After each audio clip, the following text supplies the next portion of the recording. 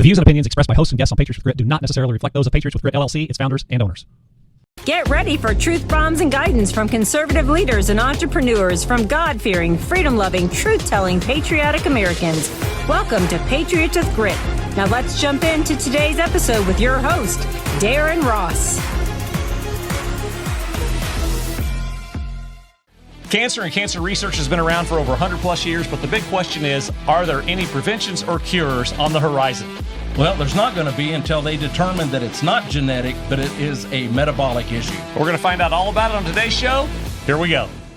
You ask and we listen. We're finally bringing the most requested offer ever. Get the queen size premium MyPillow, now only $19.98. MyPillow is made with patented adjustable fill. It adjusts to your exact individual needs regardless of your sleep position.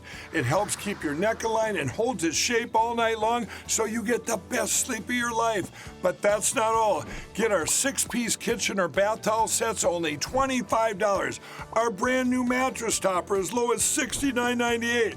Get our famous MyPillow bed sheets for as low as $25 and so much more. So go to MyPillow.com or call the number on your screen. Use your promo code to get huge discounts on all MyPillow products, including the premium queen-size MyPillow, only $19.98. That's the lowest price ever. Don't delay, order today. From all of us here at MyPillow, thanks America! Well, Thomas Seyfried, thanks so much for being on here today with Patriots with Grit. You are a professor of biology at Boston College. You've been there for going on 4 decades. You have quite the history in the study of cancer. I've been seeing, Randy, Dr. Seyfried's videos on Instagram for like the last 4 or 5 weeks, and the same guy, and I'm like, who is this guy? Because he seems to kind of somewhat know what he's talking about. A little bit. And he's on all these different shows that are much bigger than ours, by the way. Right. So Randy went on a bird dog hunt and started hunting you down and found you, Dr. Seyfried. And I just want to say thank you for joining us here today. We're going to talk about a topic that is so concerning, so near and dear to so many people. I think we've all been touched by people for sure in our families, and especially pets. I know I've had 5 dogs, 3 died with cancer. I've had family members that have been diagnosed and unfortunately passed away with cancer, as have you, Randy. Yep. So we wanted to bring someone on that is an expert in the field of cancer and the study of cancer, and we thought, what better person than to have you on? So thank you so much for being on here today. Well, thank you very much. It's a real pleasure to be here. We wanted to, we were watching some of your documentation and some of your videos earlier, and there's so many things. It's such a deep topic. I think people want to just get right to it and say, how do you prevent it? How do you understand it? How do you treat it? But I think there's a lot more things that we need to have you discuss to lead up to those possible treatments, possible prevention. So we're just going to let you just kind of take this show and run with it, and just kind of pretend like we were two students in your classroom and educate us and our audience at the same time. Well, thank you very much. As a matter of fact, when I do teach my class on cancer metabolism, the first thing I ask the students is, okay, what do you know about cancer? And the first thing that almost all the students in the class say is, cancer is a genetic disease. And I said, where did you learn that from? And they said, well, all the textbooks tell us that. The professors in the department tell us that. Some of these kids, I heard it in high school. Now I heard it again in freshman biology and genetics. They always say cancer is a disease caused by gene mutations. And I say, well, this class will show you, in my class on cancer metabolism, cancer is a metabolic disease, I will show you the hard evidence that cannot be the case. And of course, the kids are bewildered, like, well, why would you have knowledge or evidence that's contradictory to what the entire world establishment thinks? What evidence do you have that we have never heard about? And then I go through information that brings them to understand, and we have to take it slowly because we need to show alternative evidence challenging the dogmatic view that it is a genetic disease. So if you say that cancer, well, if it's not a genetic disease, what are you saying it is? And I say it's a disease of mitochondrial energy metabolism. And of course, kids coming into the biology, they're mostly seniors in biology. They know exactly what mitochondrion is. It's the organelle inside the cytoplasm of the cell that generates the energy. So, like, for example, how would you best describe that? Well, we breathe. Why are we breathing?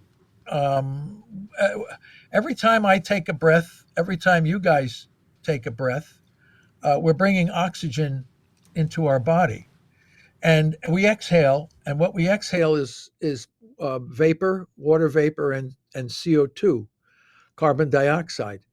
And I said that carbon dioxide is coming from the breakdown of the foods that we ate, and the water is coming as the byproduct of energy metabolism. So we bring in oxygen, it combines with electrons to produce water inside the mitochondria, and the water is dissipated out of the mitochondria. And the CO2 is a gas. So we bring oxygen in and we release CO2 as a gas and we blow it out. So the waste products of efficient energy metabolism, the waste products are oxygen, CO2, and water. CO2 and water are the waste products of normal respiration.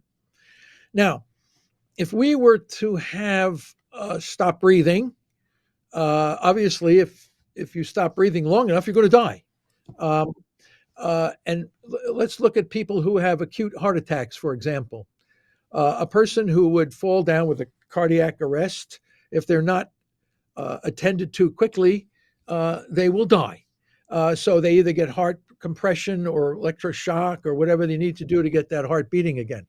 But if you were to look at the bloodstream of the person who had the heart attack, you would find very, very rapidly an increase of lactic acid and succinic acid.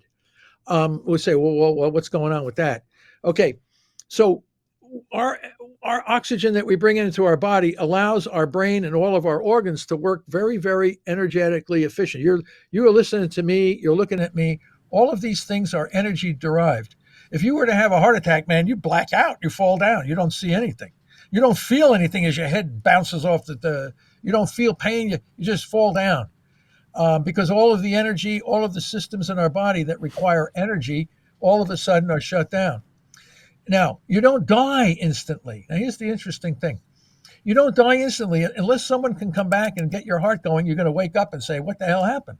I thought I was dead. I didn't know where I was, but in that short interim between the heart stopping and you falling down, the body immediately switches to an alternative form of energy, which is called energy without oxygen. And this is called fermentation.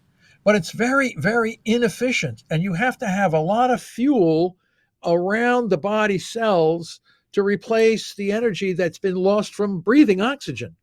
But that can happen for a short period, 5 minutes. If you don't get the oxygen back into your body in about 5 minutes, you're going to be deceased, depending on what kind of shape you're in when the event happens.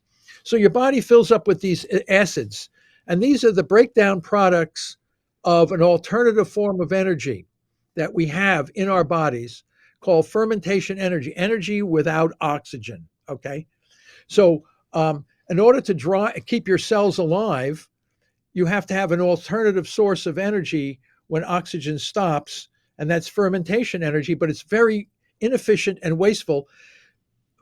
And we have to have a lot of the fuel because oxidative phosphorylation is so highly efficient. We can do everything by just breathing oxygen and having a tiny amount of glucose to fuel this process in the presence of oxygen. But when oxygen stops, you better make sure you have a massive amount of glucose and a massive amount of another fuel called the amino acid glutamine to replace the efficiency of what we just lost. So, and that's why our bloodstream builds up with these waste products. And as soon as you start breathing again and the heart comes back, the waste products disappear from the bloodstream. So, and I think people understand that this is what we see when we stop breathing. Now, you can also cyanide is people know cyanide is a poison.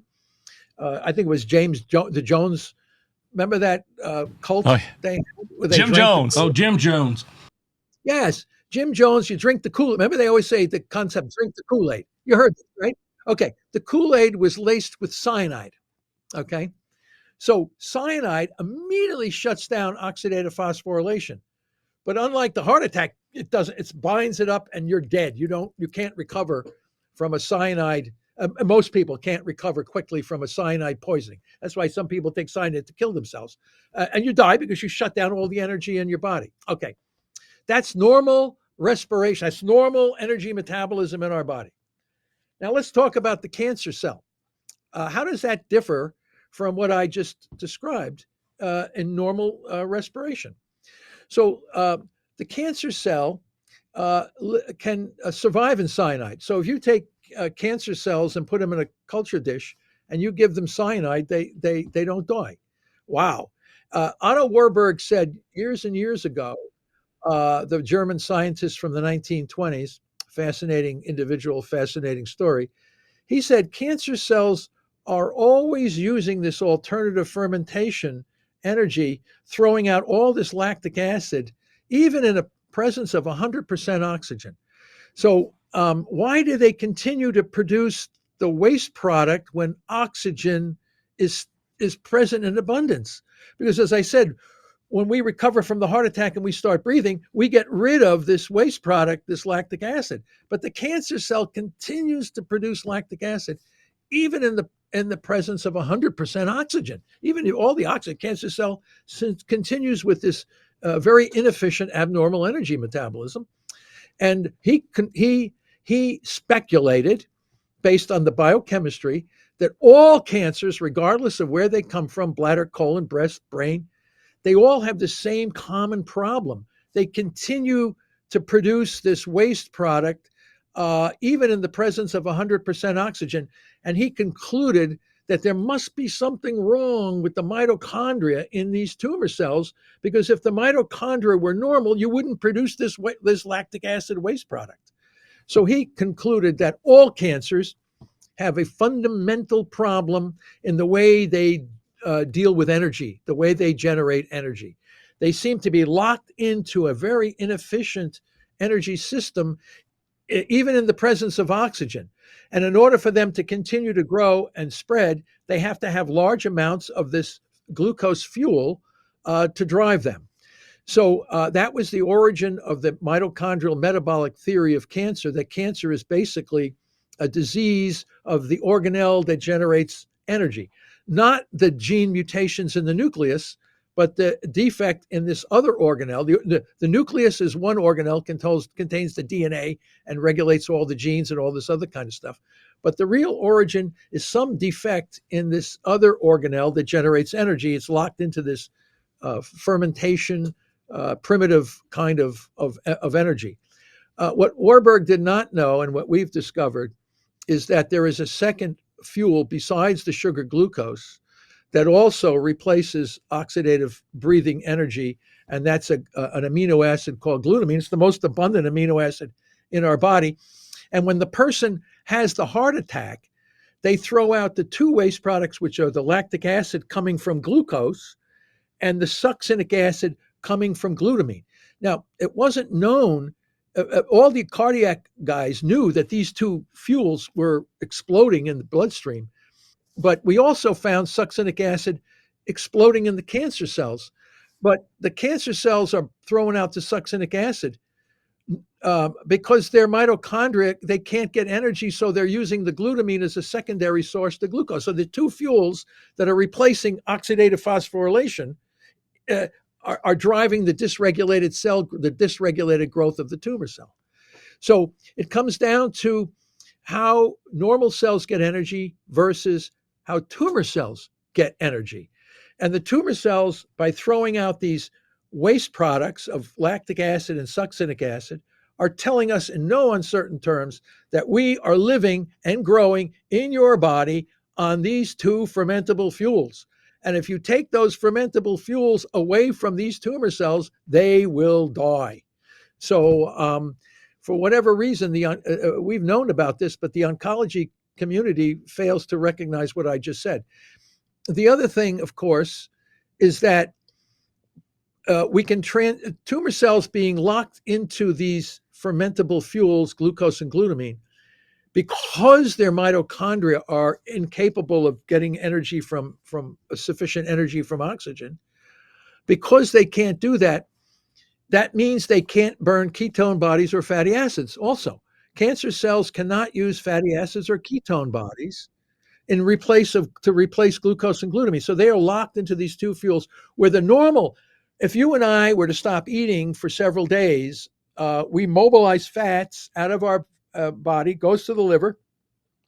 Liver chops up the fatty, just like you put a big branch in the wood chipper. It chops the big branch into small pieces. So our bodies take fatty acids out of our adipose tissue. It goes to the liver, which is like a chopper, and chops up these long chain fatty acids into these small water soluble ketone bodies, which then replace the glucose that our normal cells would need. So we can lower glucose and transition the whole body over to a fuel that you have to have good mitochondria to burn. So the tumor cells can't do that. So they become marginalized. So we can separate the rest of our normal cells of the body from the tumor cells by transitioning the whole body to fatty acids and ketone bodies, and then simultaneously targeting the two fuels that the tumor cells need to grow. And if we take that, because the rest of the body is protected because they're burning the fatty acids, the tumors can't burn the fatty acids. So we essentially have to starve that cancer out of the two things it needs. Yeah. And transition the body over to the fuel the cancer cell can't use. Okay. So then what have you found is the way to do that? Okay.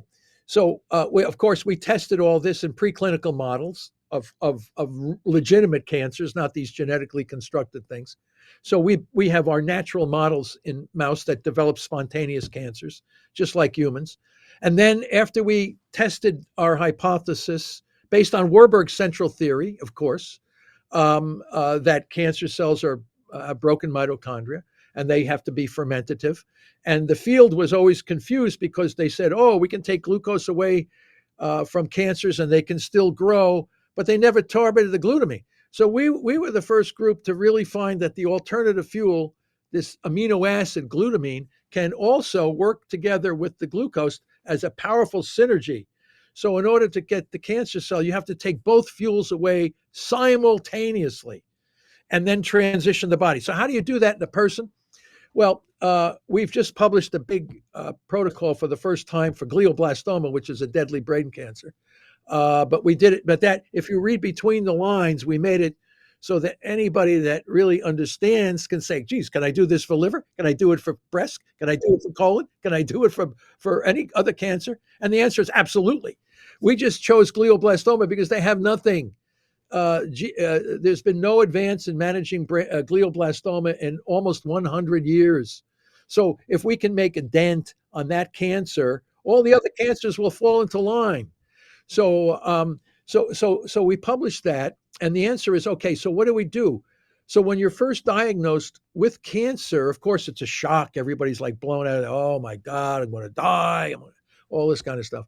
And they're all upset. And so what we do is the first step, we do a complete blood work on the patient.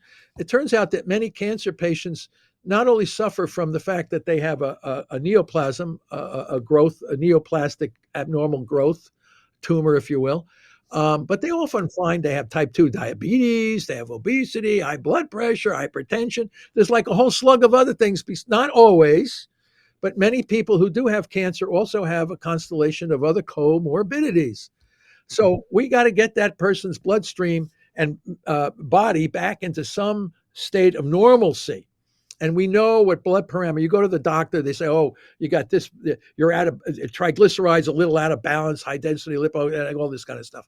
So we try to bring that back into some level of normalcy. And the way we do that is we start them on a zero carbohydrate diet. And that could be vegan, it could be carnivore, it could be pescatarian, it could be Mediterranean, it doesn't make any difference. And we published a ratio of glucose to ketones in the blood called the glucose ketone index. And we published this for cancer patients. But now we realize that a lot of people who don't have cancer want to get a low GKI so they never get cancer. So it's a preventative as well as a therapeutic. But if a person who is eating the great diet, American diet and lifestyle, will have a very high GKI. They'll have a lot of highly processed carbohydrate foods. And you'll look and it's about the GKI can range anywhere from 45 to 65. In order to manage cancer, you got to get that thing down to 2.0 and below. So how do you do that? So and we used to start, it became too extreme. If you guys ever stopped, do you ever try to stop eating, like just drink water for a few days? Oh my God, it's a butt horrible, horrible.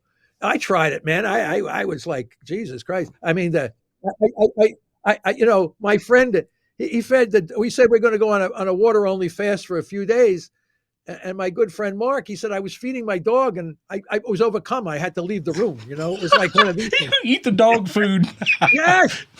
So we realized going cold turkey was too extreme for most people. So we realized that if you can just eliminate carbohydrates, if you want to eat a big tomahawk ribeye with a broccoli stick next to it or whatever, or just, chew some leaves or eat a fish, it doesn't make any difference. As long as you don't have carbs. And all of a sudden, after about 10 to 14 days, the glucose ketone index in the person goes down and down and down. And then all of a sudden you see the blood work starting to perk up. All of these parameters start going back in a normal direction. So it's easier to walk down the stairs to get to the first floor than jump off the second floor and get down there in 2 seconds. Right. Yeah. I mean, I could see that. Do it a little bit at a time. Yes. Walk down. The body has to adjust to the elimination of carbohydrates in the diet. That could come from anything, from a plant or whatever you're going to eat. And it's culturally and religiously balanced to whatever your culture and religion says you can or cannot eat. You just downgrade it until you reach this zone. And then your body starts to get super healthy. Your body starts to readjust its parameters. And you've given it 10 to 14 days to manage this. And in the meantime, the poor cancer cells, they're looking around. Hey, what happened?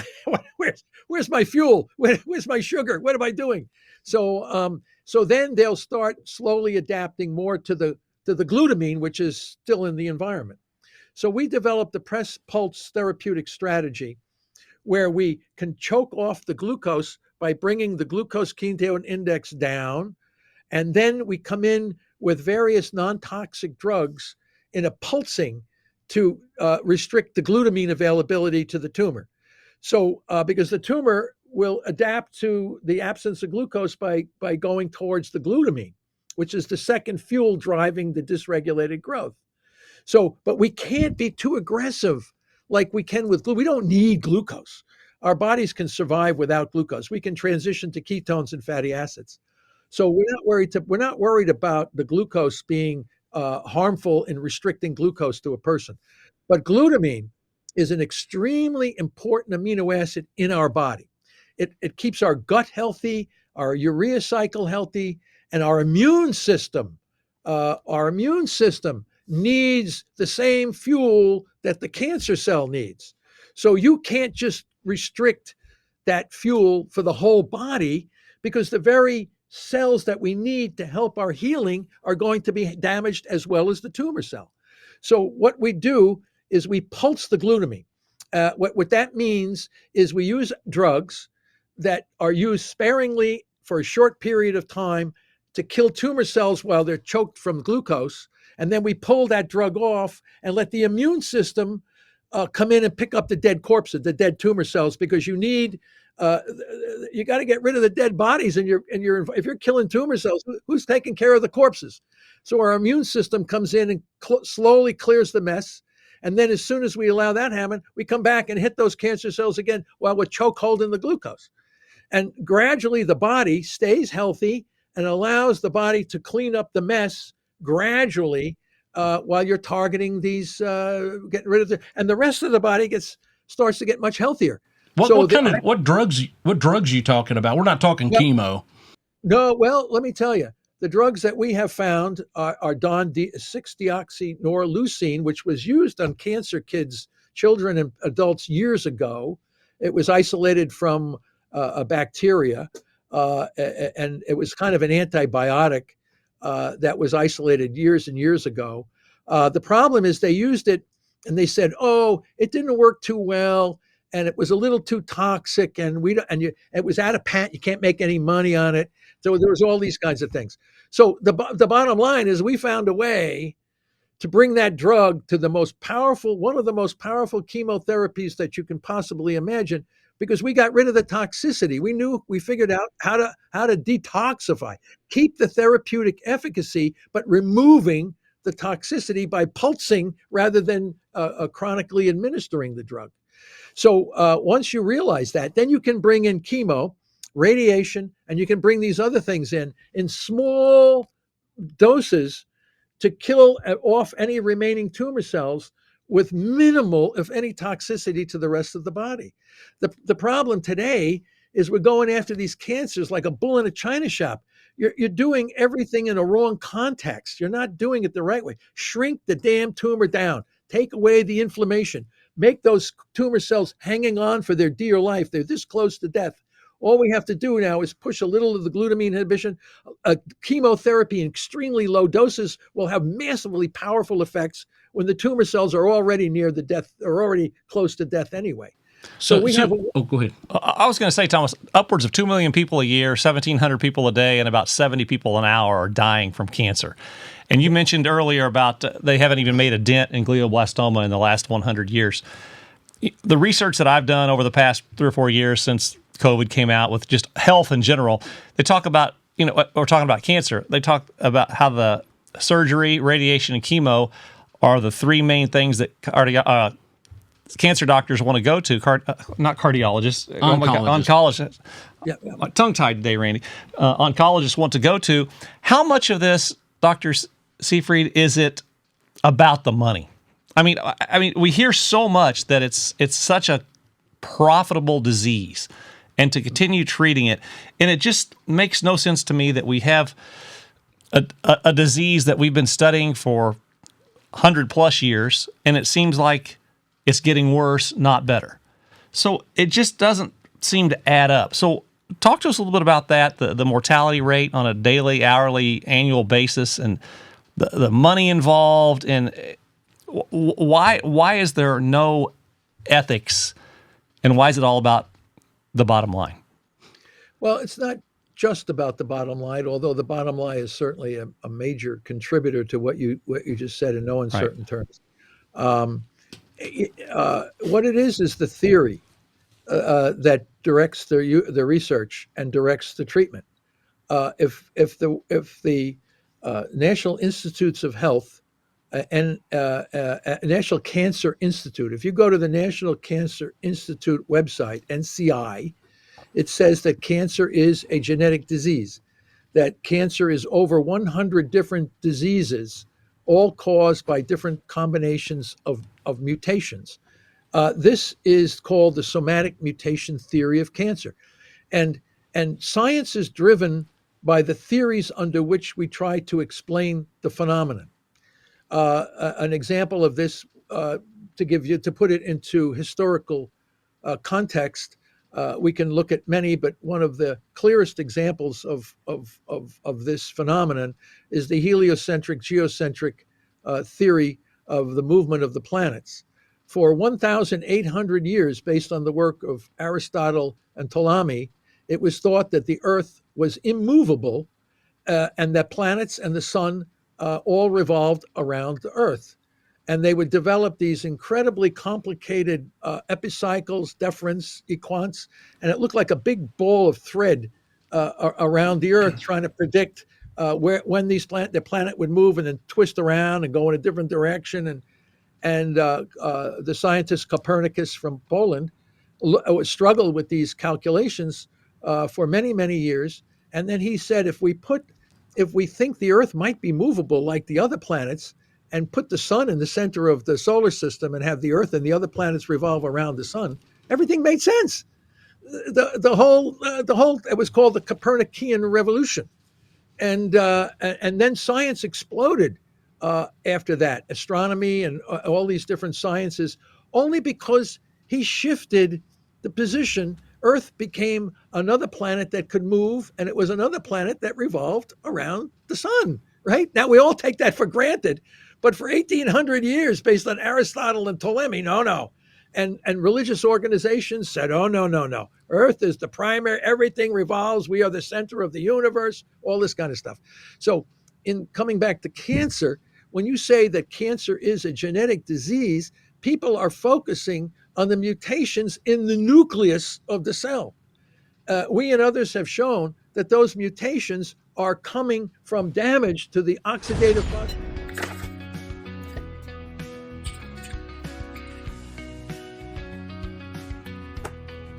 There's 3 types of gases in the body: oxygen, carbon dioxide, and nitric oxide.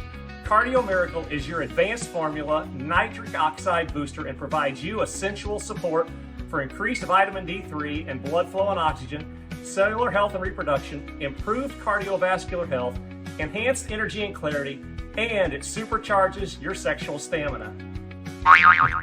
So start reclaiming your health today and increase your energy, stamina, and focus. Go to cardiomiracle.com, enter discount code GRIT. That's cardiomiracle.com, discount code GRIT. Take advantage of this awesome product and start feeling better today. cardiomiracle.com, discount code GRIT.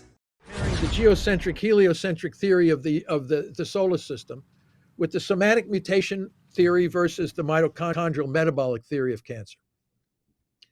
Is that clear? So, yeah, okay. So we're bringing the attention of the disease to the mitochondria rather than to the mutations in the nucleus. So I have gone through the literature and shown that those mutations in the nucleus are not the drivers of dysregulated cell growth. They're an effect of the damage to the mitochondria. So once we realize that cancer is a mitochondrial metabolic problem, and driven by 2 fermentable fuels and not being able to transition to fatty acids and ketone bodies, the approach to managing cancer becomes very clear. Without toxicity, you can manage this disease. But again, coming back to your question about money and finances, we have built an entire cancer industry around an incorrect theory of what the nature of the problem is. So the incorrect theory has allowed an incredibly wealthy infrastructure to develop around this incorrect theory, which is these very high-priced cancer drugs, radiation, immunotherapy, surgical, all this. Hospitals are generating money. The NIH spends millions of dollars giving out grants to look at gene mutations in cancer when they're largely irrelevant. So the hospitals make money, the pharmaceutical companies make money, everybody's making huge amounts of money, causing with therapies that not only create a lot of physical damage, physical stress, toxicity, but also financial toxicity. This is another tragic consequence of the misunderstanding of what cancer is.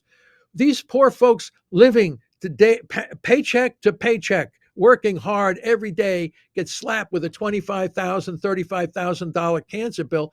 It throws their whole finances into a tiff. Marriages fall apart. People commit suicides. This is just as immoral as what the hell we're doing in the clinic when we have this kind of a situation. Do you understand what I'm saying? Oh, I totally get it. So one thing I wanted to kind of bring to light is it sounds like to me this is a dietary thing. We have a poor food system in the United States, and I'm convinced that what we intake into our body is causing a lot of these cancers. What is your opinion of that? Well, clearly it's a diet and lifestyle issue. It's not just the poor food that we're eating. It's our lack of exercise. It's the kind of stress that our new society puts upon us for a variety of reasons. As I said, when I went to Korea, I met an interesting fellow. Actually, he was Japanese. He said we have a cancer diet and lifestyle in the world of industrial countries, what we call modern kinds of societies. We have very little exercise. We have to go back to our Paleolithic ancestors and how they lived. Don't forget, we're a modern man, but we just didn't appear here 6,000 years ago. We were around during the Paleolithic periods. And we chased down animals, we killed them, and we ate them. So we had a lot of exercise. Yeah. So anyway, we had in our history a lot of exercise. We had natural. Everything was organic, whether we dug it out of the ground as a tuber or ate it off of a bush or killed the animal. We ate organic foods. They were not processed. They were not full of carbohydrates. We didn't have carbohydrates in our environment. Highly processed carbs. The only time we would get something like that would be during seasonal ripeness of fruits and berries and things like that. You could probably get a little bit more sweet from that, but it wasn't constant in our environment. What else did we have? We didn't have as much emotional stress, technology stress, sitting in traffic, being freaked out about all these different kinds of them. The main thing was like, where am I going to get my next meal? When do I have to get off my ass and go out and kill something? We didn't have as much poor sleep as we have today. We're on all kinds of meds and people can't sleep, poor food, no happiness. We're stressed out. All of these things together with the highly processed carbohydrates and the chemicals from our industrialization that enter into the food streams are all impacting negatively on our bodies, causing damage to the mitochondria and leading to the formation of cancer, which is ultimately damaging our energy capacity, forcing the cells into a compensatory fermentation. This is what I said. The origin of cancer is chronic damage to oxidative phosphorylation coupled to a compensatory fermentation caused by all of these different things that I just listed.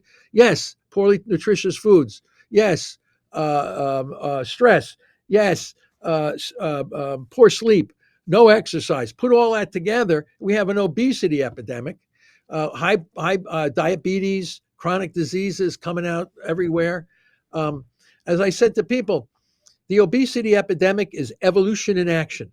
Our ancestors, and we know this absolutely because Albert Schweitzer visited tribes of people on the planet that lived according to their traditional ways, and cancer was unheard of. They didn't even know what the hell cancer was. These guys were out working all the time, exercising, eating the natural products of their environment, right? They didn't have cancer. Cancer explodes in populations once the great American diet and lifestyle comes into your existence. And now we have it in China. We have it in all the industrial countries are having this problem. We have an obesity epidemic. The people that are obese today are the descendants of ancestors that were able to survive in the most harsh environmental conditions, storing energy because we needed to store energy. It was ice age. We were tracking animals, man. If we didn't have energy, we would have been eliminated as a species. And our bodies are just storing energy because that's what we evolved to do. And we have an obesity epidemic. So the obesity, which is type 2 diabetes, cardiovascular disease, cancer, dementia, you can put the whole package into the same thing. We're living in a totally different kind of environment than what we evolved to. It takes thousands and thousands of years to change the physiology of the body. But our technology has rapidly increased over the last 100 years. It's completely rapidly. We have our food industry now. We have, food grown in Venezuela. It comes to our shops. It looks perfectly like we grew it out in the backyard. It's a world distribution of food. A lot of these foods are poorly nutritious. They're and the chemicals in there that are used to kill the insects, genetically modified foods. I mean, all this comes together, and then you wonder why you have obesity and cancer, dementia, cardiovascular. It's not a mystery. It's perfectly explainable based on evolutionary biology. So when I was researching this stuff and looking about, you talking about the energy and the fermentation, I got to thinking about, okay, somebody's got a cluster of cancer. And it one day it's this size, and then a week later it's throughout their whole body. My first connection was that this stuff was rapidly spreading because it had lots of fuel. Well, you're half correct. Okay. It has lots of fuel. That's absolutely correct. Now here's the situation. Bear with me as I try to explain this one. All right, brace yourselves. Are you braced? I'm braced. Okay, took me 15 years to figure this one out. We had a mouse that had developed a spontaneous tumor in the brain, and when I took the cells out of the brain of the mouse, because you can't really do too much, the brain of the mouse is tiny. But if you grow it in the flank of the mouse, you can get enough tissue to do our biochemical studies. And when we grew it in the flank of the mouse, all of a sudden, the cancer spread like everywhere in this mouse. It came back to the brain. It was in the lungs, the liver. I said, what the hell happened here? Because I studied cancer for decades. And every time you put the tumors into the flank of the mouse, they stay there. They form a great big mass on the side of the mouse, but they never spread anywhere. So I said, why is this cancer that I put in the mouse spread like everywhere? It's just exploded all over the place, just like a human metastatic cancer, just like you said. Yeah. Oh, how did it spread all over the place? So I had no idea at first. And then for 10 years, I had a couple of students. We dug deep into this. And when we grow cells in culture, we can easily add a salt solution and they come off the dish. They free themselves. They detach easily, and then you can separate them, and you get a whole little pellet of cancer cells in a tube. You can put them in a centrifuge and spin them down. And this tumor that spread all over the mouse's body, grown in the culture dish, we couldn't get. They stuck. They were like glue. It was like, what the hell? So one of my students, because you put some salt in there, you bang the dish a couple of times, and all the cells kind of just trinkle and fall off into the tube. And my student's out there banging, and all of a sudden she breaks the whole flask with the tumor cells in there. She's banging, thinking they were going to come off. They were like stuck like glue. I'm on the phone with my good friend Herb Yo, who worked with me at Yale, and he was up at Dartmouth. And I said, Herb, we can't get the damn cells off the bottom of the dish. He says to me, sounds like macrophages to me. So the macrophage is part of our immune system. It's like the Marine Corps. It could be your best friend or your worst enemy. These are the cells that when you have bacterial infections, they'll come in and kill the bacteria. They heal wounds. They do all kinds of things. And they circulate in our bloodstream like the military. You get a wound. They come flying out of the bloodstream, kill the bacteria, facilitate wound healing. So we finally realized that the metastatic cancer cell had these macrophage characteristics. I did all the molecular biology, card-carrying macrophage. So I said, wow, this is unbelievable. Then we went into the human literature and we looked at lung cancer, colon cancer, breast cancer, brain cancer. Every one of the major human metastatic cancers have these same markers as the macrophage. So I said, God damn. I said, you kidding me? I mean, these metastatic cancers, so they come into the tumor and they'll fuse with those other cells and become these damn hybrids, and they explode out of the tumor and spread all through your body. Yeah. So the first thing, as a biologist, what do they eat? You got to go back and look at what. So these guys from Oxford, England, the Newscombs, have studied the food intake of macrophages their whole life. Like all they did was, what do macrophages eat? Turns out they love glutamine. So I said, what happens if we target the glutamine? Bang, we got rid of the metastatic cancer. It's like slaughtering them, no matter what organ they went to, you could slaughter them. So you take away the fuel, you can take away the fuel for the glucose, and now you know what your adversary is. Once you know what your adversary eats, you can starve it. And if you don't know what your adversary is, you have no clue. You're giving these poor cancer patients Infamil, you give them high sugar or make them feel good. This is nuts. You got to know the biology of your adversary. And once you understand the biology of what you're dealing with, then you understand how to kill it. So that's unbelievable, right? Well, Darren, I bet MD Anderson is using this exact protocol. They probably are. I would not doubt that. Not anytime. Not today. Well, speaking of that, you started out the show about you're talking about the students that came to your class and what they'd been told by previous teachers or professors or in textbooks. Does Big Pharma just have such a stranglehold on this whole movement that there's really no hope in the future? Because I know from some of the research I've done with you prior to this show, you said it's projected to get much worse by 2050 instead of getting much better. And as much money as we're throwing into this, donations, the breast cancer fund runs and the marathons and the donations to the Cancer Society, it seems to me like all these millions and billions of dollars that are being poured in there, we would come to an endpoint at some point and say, okay, we've found the cure, we found the prevention, let's get this thing wrapped up. But it seems like it's almost getting worse. Yeah, well, that's because of the theory. the theory says that it's a genetic disease. And you have built massive infrastructure and you've built massive industries around an incorrect theory. So when the National Cancer Institute says it's a genetic disease, and you're giving grants, millions of dollars of our taxpayer money to give grants to people studying something that's not relevant to the nature of the problem, you're not going to move the needle. And everybody's backslapping and happy with the amount of money we can charge for these damn cancer drugs. And most of them are not targeting the fuels that are keeping the damn cells alive. They're doing peripheral things. So you look at the whole thing. Okay, many scientists, Nobel Prize guys, and all that sophisticated guys with the ties and the white shirts and the top Dana-Farber's, MD Anderson's, Sloan Kettering's all over. They think that they know what they don't know. And a lot of them don't. And if you ask oncologists, did you hear that cancer can't live without glucose? Never heard of it. I know if it was important, I would have heard about it in the medical school. You don't hear they're about not that. teaching it in medical school. No. So they're not getting, and then they get angry when the cancer patient comes in and says, I'd like metabolic therapy. Can you target my glucose and glutamine? You say, get the hell out. What the hell are you talking about? No, that's not going to work. Okay. So you see it's at so many levels, and the hospitals generate massive revenue on buying big parcels of chemo drugs at discount, charging the insurance companies. Radiation therapy, chemotherapy, all these are big blockbuster revenue generators. The pharmaceutical companies are making them. The National Cancer Institute says it's that. All the guys doing genetic research think it's that. And then you tell them it's not that. What kind of response you think you're going to get? I must be crazy. No. I'd heard you mention something about treating the glutamine and using parasitic drugs. Yeah. So just kind of give us a quick nutshell on the parasitic drugs. And when you said that, the first thing I thought of is ivermectin and fenbendazole. Is that maybe what you're referring to, or is there something else? No, that and others. Okay, so why would I say that? You tell me. Okay, I do a deep dive on this, right? It's not like I pull this stuff out of my butt. No. Yeah, right? No, right?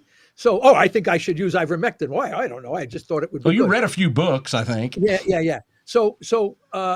So listen, there's a story behind this. And there were some guys that had tumor cells growing in rats. I think it was in Kansas, actually. It might have been out there in one of the medical schools. The damn rats or mice at that time, I think it was rats, they got some sort of a parasitic infection. They were growing tumors in these rats. And the animal care committee said, you got to get rid of the parasites. We can use some fenbendazole. It's a kind of an anti-parasitic drug. So they get rid of the parasites, but the tumor cells went away. So the tumor shrunk and disappeared at the same time. So they said, what's going on with that? Or were they scratching their head? Oh, geez, I don't know what happened. So I started to look into this a little bit more. Now, here's the situation. We have discovered that cancer cells rely on inside the mitochondria, as I told you. And I'm sorry, I have to get a little deeper into the science to try to explain this to people, because that organelle that I said generates tremendous energy efficiency from oxygen also has a second, very minor way to get energy through another form of, it's called substrate level phosphorylation. It doesn't involve oxygen, but it's a very tiny amount of energy. And then I realized that the parasites, that many different strains of parasites use that same pathway to get energy. When the parasites reproduce to make more parasites, they use oxygen. Like I said, they breathe and they get energy. But when they dissipate into your tissues and take up residence, regardless of what kind of parasite it is, they start to go back to this fermentation mechanism to get energy through this glutamine pathway. So I said, damn, are these parasites using, the cancer cells are using the same pathway that the damn parasites are using?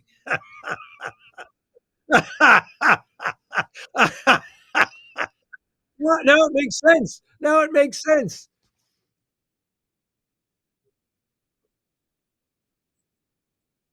Yeah.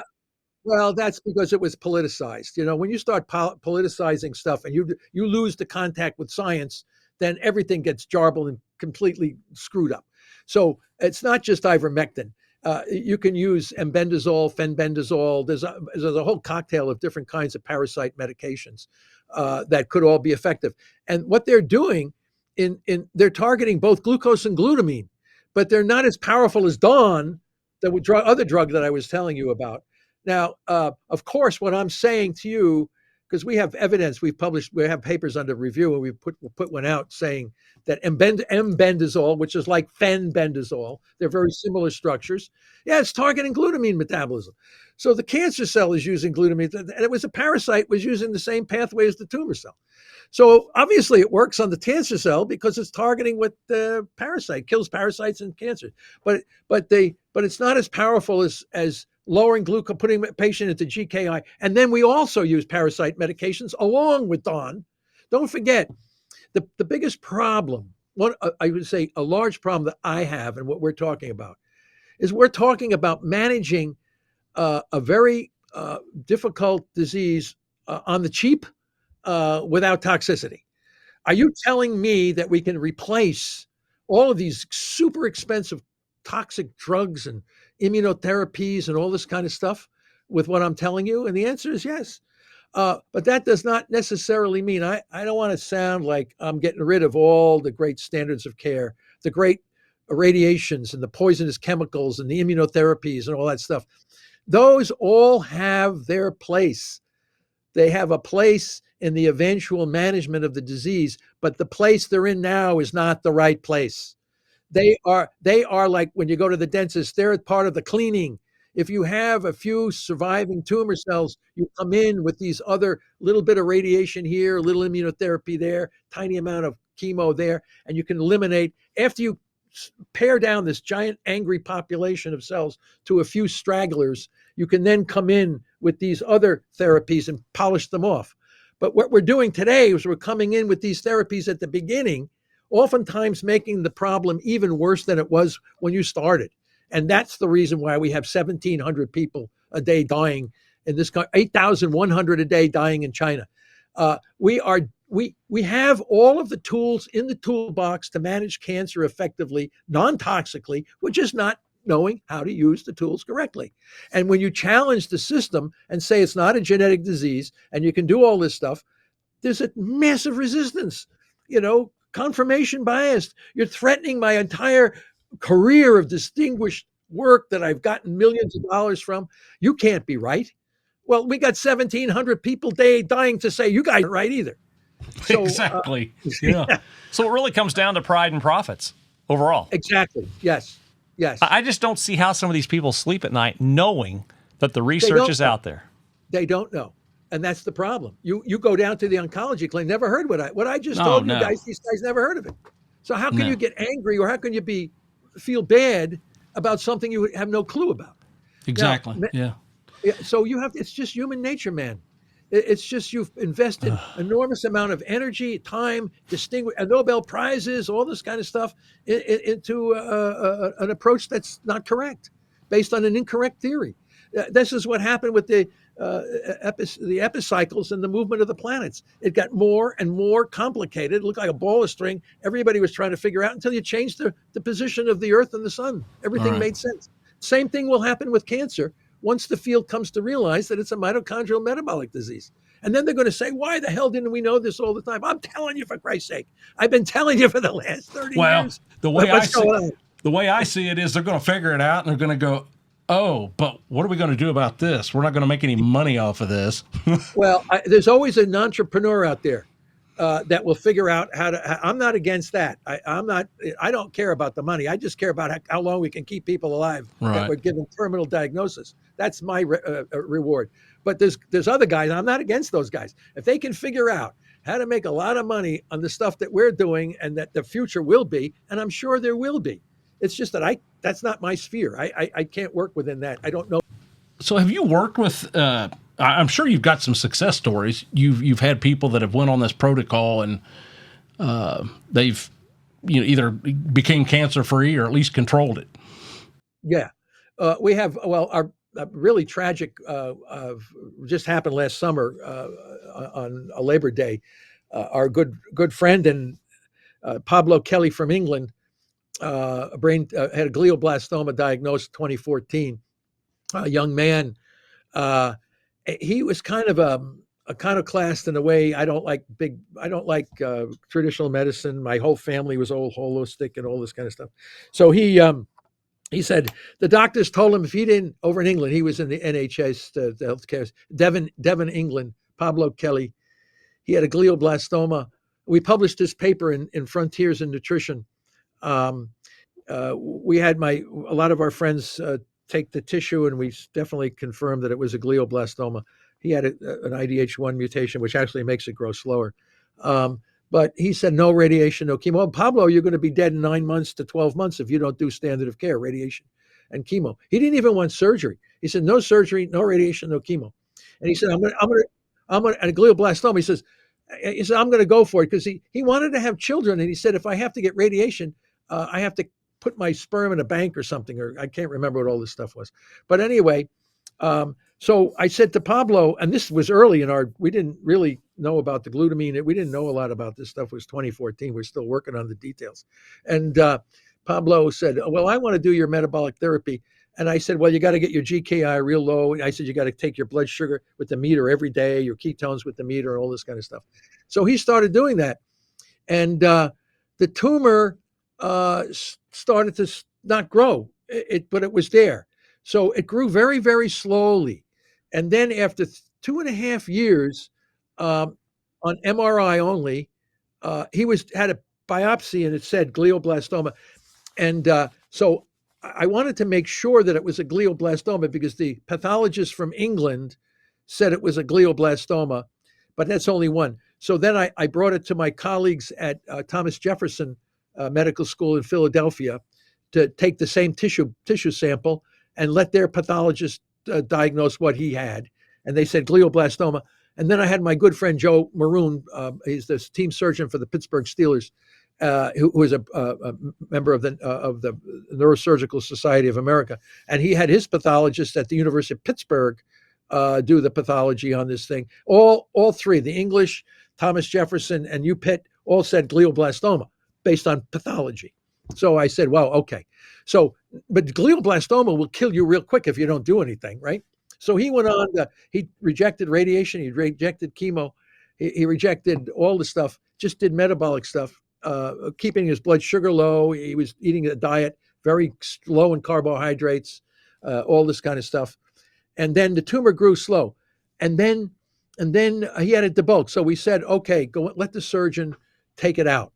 So he goes in, and the surgeon now debulks. They call it debulking, which is the extraction of the tumor from the brain. And then they about a month or two later, they said, "Oh, we got it all." Because a lot of times in GBM, they say we got 98% of it. We didn't get it all, all this kind of stuff. But they said, "Oh, we got it all." So Pablo goes back in his normal ways of high carbohydrate diets and he thinks I'm cured for cancer. And then he goes in about 6 months later, we see the damn tumor back again.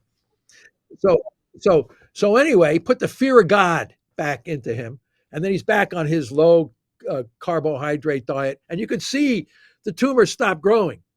You could see it no longer advancing. It started to get stabilized. So it was stabilized for another 3 years. And then it grew slowly. And then he had a second debulking surgery to reduce the tumor down. But now he knew that even though they say it was cured, he knew that it could come back. And definitely it did come back. And it came back slow. And then he had a third debulk. Now, here's the funny thing. They told Pablo at the beginning when it was first diagnosed, you have an inoperable glioblastoma. Inoperable. Now we had it operated on 3 times. So, which is nuts. Like I have an inoperable tumor that you operated on 3 times. So during the Labor Day break, which was last August, I was sitting here on a YouTube with Pablo, and I said, "Pablo, how do you feel?" "I feel great." He says, "We're thinking about having them go in and get the last residual mass left." Now he's out. This is 2024. He was diagnosed in 2014, and now here it's 2020. It's 10 years. 10 years with a glioblastoma. Now he says, I I said, of all the surgeries that you've had, and we were laughing about his inoperable tumor being operated on 3 times. And got married, he's had 2 kids, his wife is pregnant, all this stuff that he's had that he would have never had he done standard of care, because you're going to die from the radiation and the chemo. So, and we were joking. So I said to Pablo, of all these things you've had, is there any, you're walking, you have exercise, you have a relatively calm lifestyle, the kids are there. He says, the only thing I can't feel when I push my thumb and forefinger together, I can't feel them together. I know they're moving, but I can't. I said, you mean you tell me of all this surgery, that's the only thing? I'm walking, I'm talking. He has a seizures occasionally. That's true. He had a couple of seizures. Every now and then he had a seizure. So we were laughing. My doctor, Thomas Duryea, MD, PhD, was on my team here as a clinical scientist with me. We were talking to him, just like you guys were talking. So we get a call 5 days later. Pablo decided to go to surgery to get the last residual piece of tumor removed. And we have a picture of Pablo coming out of he has all the bandages on his head.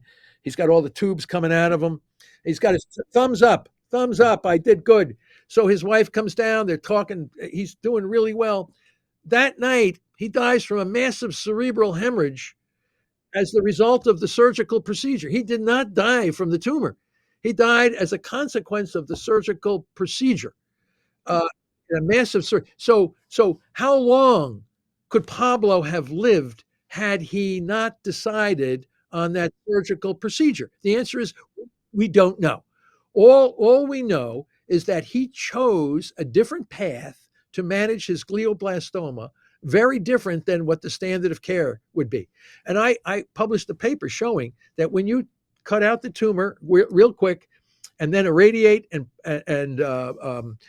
do chemo, temozolomide, you create a great wound in the brain. And then to reduce the swelling, you give high-dose steroids, which make your blood sugar go through the roof. So in normal standard of care, you create an environment that facilitates the availability of glucose and glutamine to the tumor. And that's why we haven't made any advance in 100 years, because every surgical treatment of glioblastoma in every major medical school on the planet does the same damn thing.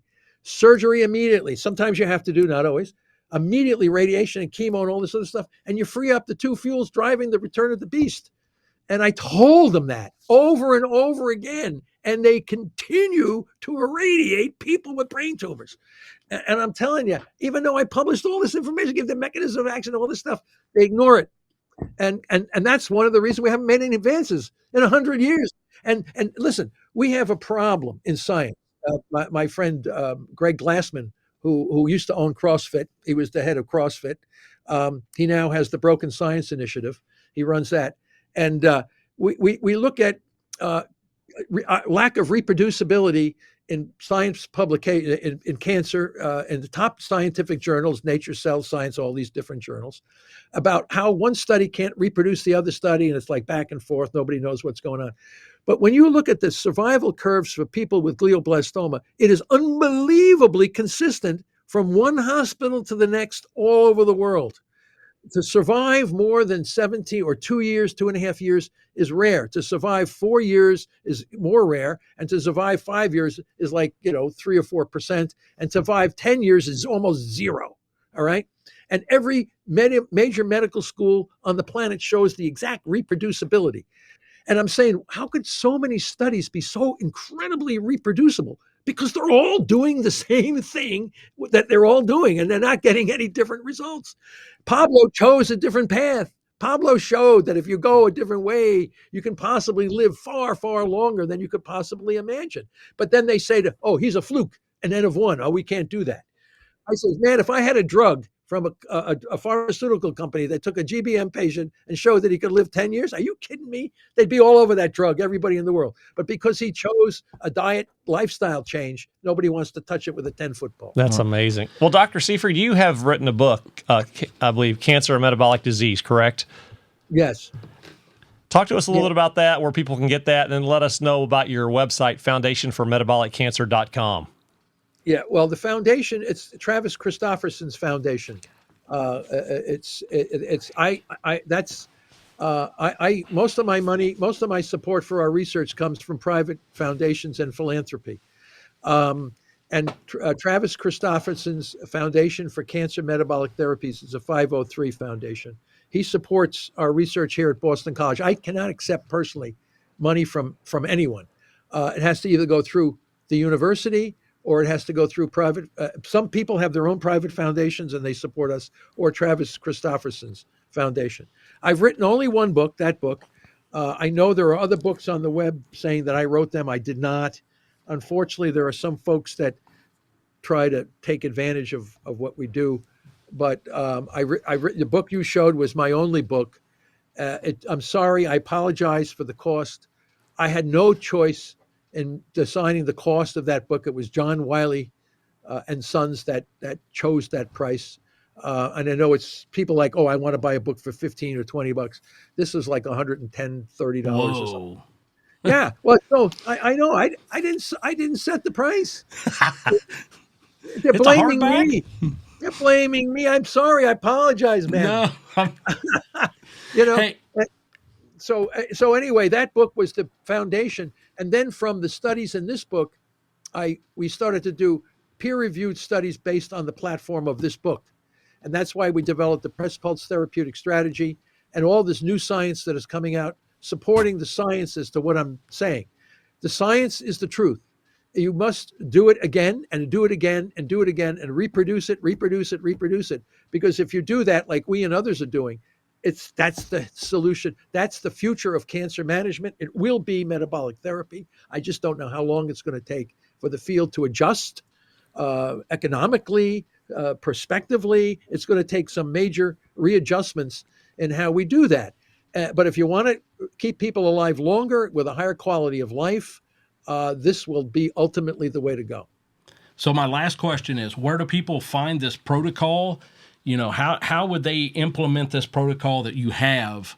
You know, if I got cancer today, I'd want to do that, but I wouldn't even know where to start.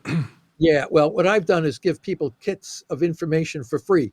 Okay. They email me. I said, all I asked them, I says, if the kit helps you and you feel better, make a donation to Travis Christofferson's foundation. Okay.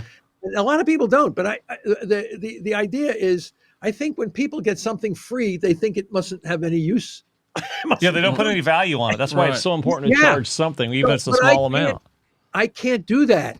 I can't charge anybody for anything. People want to make money.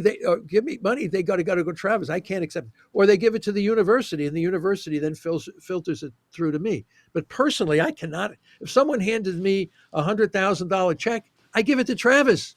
Travis then filters it through my university back into our research program.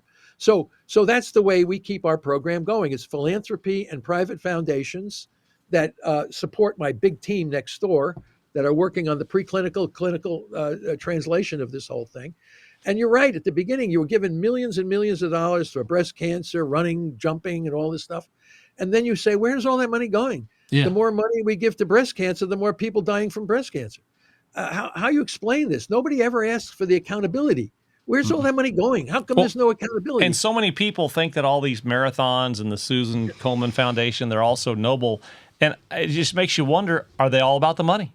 Is it just all about the finances? All about the finances. And then when you find out where does the money go, okay, we do give, they say, oh, we have research here. Look at what we're doing. They're looking at gene mutations. They're hunting for gene mutations. And it's not a genetic disease. Right. It's a metabolic disease. So you might as well take the money and put it in the toilet and flush it down. It's not going to help. Even the moonshot projects that were started by Barack Obama and then Biden as the vice president, Biden as the president. The moonshot was $100 million put into immunotherapies. Immunotherapies are based on the somatic mutation theory of cancer, not on the mitochondrial metabolic theory of cancer. So a lot of that moonshot money might as well send it to the moon. Most of it's not going to do anything. Yes, there will be some success. I'm not denying. We do have success. About 20% of people that get immunotherapies get long-term survivability. about 60% doesn't do anything relative, and 20% are actually killed faster than the tumor. It's called hyperprogressive disease. Hyperprogressive disease. Nobody likes to talk about that. But the drug companies do not hide this information. If you listen to the drug companies at night, Keytruda, Opdivo, they spend more time telling you how the drug is going to kill you than how it's going to help you. do. Yeah, That's amazing. They're not lying. I've It's never true. seen so many drug commercials that I've seen in the last 3 to 4 years. And I go over to my mom's and she'll have basketball on or sports. And I look at her, I'm like, I just cannot believe the number of pharmaceutical commercials. And then they talk about, the side effects may be da-da-da-da-da. This is crazy. It's insanity. And yet people are lined up the next day to go to their doctor to get those prescriptions. It's just absolutely mind-boggling. Yeah, but they're not lying. They can't say, the drug companies are lying to us. They're not. No. They're telling you exactly this drug will kill you. Well, Dr. Seyfried, we want to thank you for coming on here. Yeah, tonight. appreciate it. Randy, I learned more here in about an hour and 10 minutes than I've learned probably in all of college. What about you? Oh, I never learned any of this in college, but I tell you, this is good down in the dirt information. I would hope that people are paying more attention to what you said because you're giving us, the scientific terms and the process.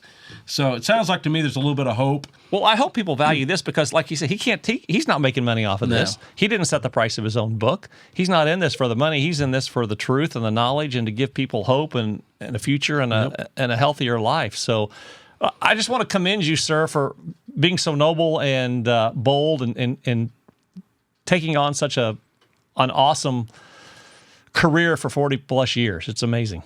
Well, thank you very much. It's a real pleasure to be here. Yeah, I'd like to have you come back on in the future if you can, and if you're willing to come on and talk about some more updates and just some progress you've continually made. Yeah. Well, we've done that now.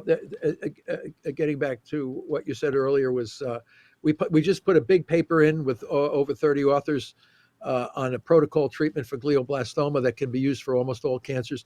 If you were to take this to any MD, they could say, I can do that. But the problem is the system does not allow them to do that. And that's one of and that's one of the tragedies. So how will the system change? It will come from the people. The people must be angry. The people must. There you go. The people must demand metabolic therapy, and when enough people demand it, you will get it. But it's not going to come from the top. It's got to come from the bottom. Right. There it is. The words of the people again, Randy. It's We hear always that us. in It's always us. all these podcasts, no matter what the topic. So, Dr. Seyfried, thanks so much for being on here, my friend. Hope you have a great 2025 and just keep doing awesome research and sharing truth. Well, thank you very much. All right. Take care. See ya. See ya.